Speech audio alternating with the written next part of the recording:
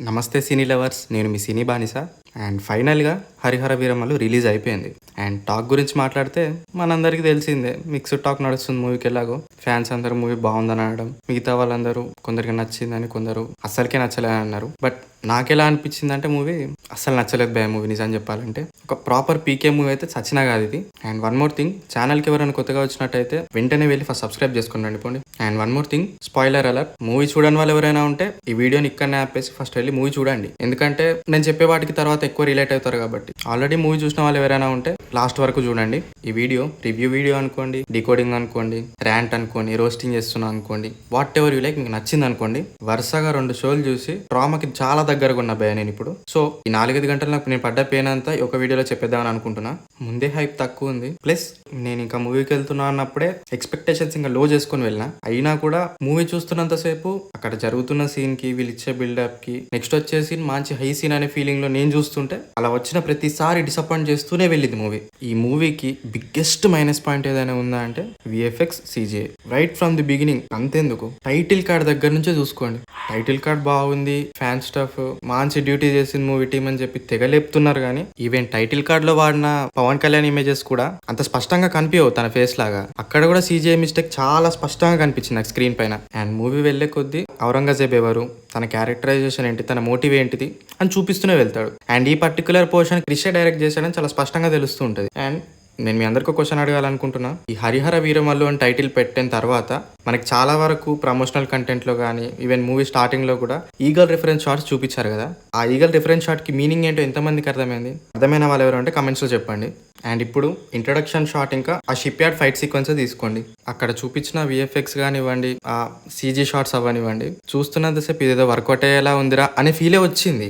And ఇక్కడ మెచ్చుకోవాల్సిన విషయం ఏదైనా ఉందా అంటే ఈ ఒక్క ఫైట్ సీక్వెన్స్ అనే కాదు, మూవీలో ఉన్న మెజారిటీ ఫైట్ సీక్వెన్సెస్ అన్నిటికి కూడా కళ్యాణ్ గారినే ఎక్కువ ఇన్వాల్వ్ చేశారు. లైక్ డూబున్న షార్ట్స్ తగ్గించి ఆయన ద్వారానే ఫైట్స్ అని చేయించారు. బట్ ఆ కొన్ని షార్ట్స్ కూడా ఎందుకు కాంప్రమైజ్ అవ్వడం అని నేను అడుగుతున్నా. ఎందుకంటే ఫర్ ఎగ్జాంపుల్ ఇప్పుడు సైరా నరసింహారెడ్డి ఇంటర్వెల్ ఫైట్స్నే తీసుకోండి. ఆ ఫైట్స్లో మెజారిటీ డూబ్తో చేయొచ్చి, క్లోజ్అప్ షాట్స్ మాత్రం చిరంజీవి గారితో చేపిస్తారు. బట్ మనకు అక్కడ ఎక్కడ డౌట్ రాదు వాళ్ళు చూపించిన విఎఫ్ఎక్స్ పరంగాని, సీజీ పరంగాని.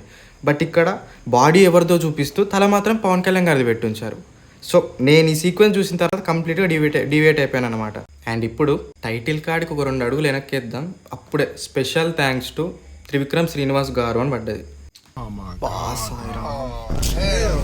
సరే, ఇప్పుడు అత్తారింటికి దారి తీసుకోండి. హీరోయిన్ డాన్స్ చేస్తూ ఉంటుంది, హీరో ఎంట్రీ ఇస్తాడు. సైడ్ క్యారెక్టర్ చూసి నువ్వు అమ్మాయి వైపు ఎందుకు చూస్తున్నావు అంటాడు. కొంచెం ముందుకు వద్దాం, అజ్ఞాతవాసి తీసుకోండి.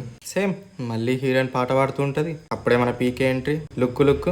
ఇప్పుడు ఇంకా కాస్త ముందుకు రండి, హరిహర వీరమల్లు. నిధి పాప డాన్స్ చేస్తూ ఉంటుంది, పీకే ఎంట్రీ ఇస్తాడు. సైడ్ క్యారెక్టర్ ఉండి నువ్వు అమ్మాయి వైపు ఎందుకు చూస్తున్నావా అంటాడు. కొంచెం కూడా బోర్ కొట్టదా భయ మీకు? అంటే ఇక్కడ నాకు అర్థం అవ్వంది ఏమన్నా ఉందా అంటే హరిహర వీరమల్లు అనేది ఒక ఫిక్షనల్ స్టోరీ. దీన్ని ఎలా రాసుకున్నారు? ఔరంగజేబ్ అనే వ్యక్తి హిందుత్వం మీద, హిందూస్ పైన చేసిన అక్రమాలని, దౌర్జన్యాలని దృష్టిలో పెట్టుకుని రైటర్స్తో కూర్చోబెట్టి ఒక ఫిక్షనల్ స్టోరీని బిల్డప్ చేయించుకున్నారు. ఓకే, బట్ దాన్నే ఆడియన్స్కి ఏ రకంగా ప్రజెంట్ చేయాలనుకున్నారు? లైక్ స్టార్ హీరో ఉన్నాడని చెప్పి ఒక మాస్ కమర్షియల్ మూవీలో చూపెట్టాలనుకున్నారా? లేదా మీ టైటిల్ కింద ట్యాగ్ లైన్ ఉంది చూడండి, ద బ్యాటిల్ ఆఫ్ ధర్మ అని, ఆ వేలో చూపెట్టాలనుకున్నారా? అండ్ మూవీకి ఇంకో మైనస్ పాయింట్ ఏదైనా ఉందా అంటే మెయిన్ యాక్టర్స్ లుక్స్. అప్పుడే గడ్డం ఉంటుంది, అప్పుడే గడ్డం ఉండదు. అండ్ ఇంకోటి మెయిన్గా చెప్పాల్సింది, చాలా మంది అబ్జర్వ్ చేశారో లేదో, సినిమాలో ఫస్ట్ హాఫ్లో పవన్ కళ్యాణ్ గారి ఫేస్ అవ్వనివ్వండి, నిధి అగర్వాల్ ఫేస్ అవ్వనివ్వండి, స్నాప్చాట్లో ఒక ఫిల్టర్ ఉంటుంది చూడండి, జాలైన్ అనేది షార్ప్ కనిపించడానికి ఫిల్టర్ ఉంటుంది చూడండి. సేమ్ ఆ ఫిల్టర్ వాడినట్టు ఫేస్ అంతా ఒక షేప్ ఒక రకంగా కనిపిస్తుంది. అది చాలా ఆర్టిఫిషియల్ అనిపించింది. ఎక్స్ప్రెషన్స్ కూడా పలకలేవు వాళ్ళ ఫేస్ దాని ద్వారా. అండ్ నిధి పాప twist, shutter island range twist అసలు అదైతే. అండ్ అలా మూవీ ఏదో సాగుతుంది అనుకున్న టైంకి చార్మినార్ ఫైట్ సీన్ వస్తుంది. అండ్ ఈ ఫైట్ సీక్వెన్స్లో కంటిన్యూటీ గురించి ఎంత తక్కువ మాట్లాడుకుంటే అంత మంచిదేమో. ఎందుకంటే ఈ ఫైట్ సీక్వెన్స్లో సునీల్ గారు కానీ, నాజర్ గారు కానీ, సుబ్బరాజ్ గారు కానీ, అండ్ ఇంకా అదర్ సపోర్టింగ్ రోల్స్ అప్పుడే చార్మినార్ పైకి ఎక్కి ఫైట్ చేస్తూ ఉంటారు, దాడి చేస్తూ ఉంటారు. మళ్ళీ ఆ నెక్స్ట్ సీన్కే కింద ముఘల్ సైనికులతో ఫైట్ చేస్తున్నట్టు. లైక్ కంటిన్యూటీ అనేది మిస్ అయిపోయింది ఇక్కడనే. మెజారిటీ సీన్స్లో లాజిక్ కూడా వర్క్ అవ్వలేదు. సో ఈ ఫైట్ సీక్వెన్స్లో కూడా నేను చాలా వరకు డీవియేట్ అయిపోయాను. సో ఇక్కడ నాకు పెద్ద ఎలివేషన్ సీన్స్ అంతగా ఎక్కలేవనే చెప్పాలి.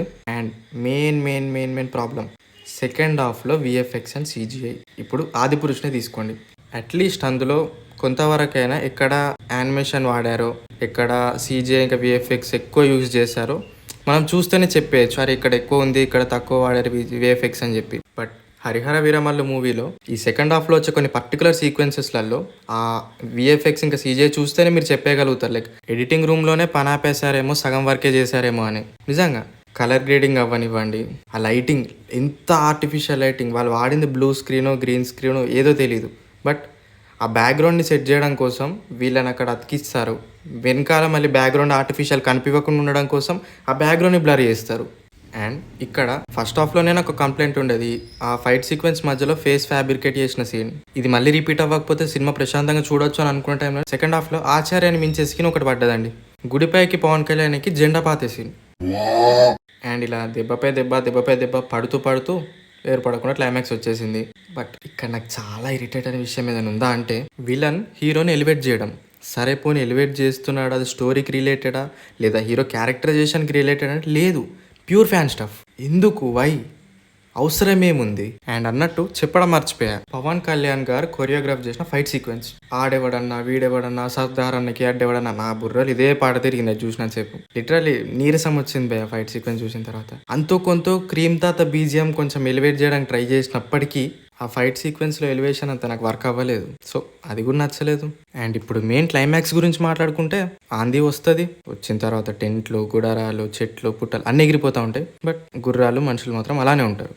కటాడేసుకున్నారు భయ ఫిజిక్స్ తోటి. ఓకే ఆ తర్వాత హీరో విలన్ త్రిబులర్ మాదిరి రేంజ్ షేక్ హ్యాండ్ ఇచ్చుకొని అలానే ఉంటారు. సినిమా అక్కడితోటే అండి. మరి కిందికి దిగడం సెకండ్ పార్ట్లో చూసుకుందాంలే. And that's it for today guys. Video నచ్చిందని అనుకుంటున్నా. నా వర్డ్స్ ఏమన్నా హార్ష్గా అనిపించే ఎవరైనా హర్ట్ అయి ఉంటే I'm really sorry. And next రాబోతున్న మూవీస్ రివ్యూస్ అవ్వనివ్వండి, ఒపీనియన్ అవ్వనివ్వండి, వీలైనంత తొందరగా అప్లోడ్ చేయడానికి ట్రై చేస్తా. కంటెంట్ నచ్చితే ఖచ్చితంగా సబ్స్క్రైబ్ చేసుకోండి. నేను మీ సినీ బానిస, మళ్ళీ కలుద్దాం.